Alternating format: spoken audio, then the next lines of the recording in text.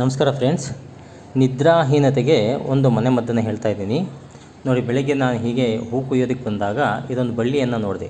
ಇದು ಬುಟ್ಟಿ ಬಳ್ಳಿ ಅಥವಾ ಕುಕ್ಕೆ ಬಳ್ಳಿ ಅಂತ ಹೇಳ್ಬಿಟ್ಟು ಕರೀತಾರೆ ನೋಡಿ. ಅದರ ಹೂವು ಎಷ್ಟು ಸುಂದರವಾಗಿದೆ. ಇದನ್ನು ನಿಮ್ಮ ಕಡೆ ಯಾವ ಒಂದು ಹೆಸರಿನಿಂದ ಕರಿತೀರಾ ಅಂತ ಹೇಳ್ಬಿಟ್ಟು ಹಾಗೆ ಕಮೆಂಟ್ ಮಾಡಿ. ನೋಡಿರ್ತೀರ ಸಾಮಾನ್ಯವಾಗಿ ಇದನ್ನು. ತುಂಬ ಸುಂದರವಾಗಿದೆ. ಇದೆಲ್ಲ ಪ್ರಕೃತಿಯ ಒಂದು ವಿಸ್ಮಯಗಳು.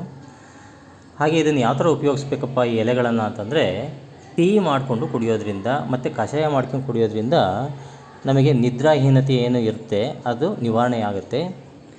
ಹಾಗೆ ಇದರಿಂದ ಹಲವಾರು ರೀತಿಯ ಒಂದು ಔಷಧೀಯ ಗುಣಗಳು ಇದ್ದಾವೆ.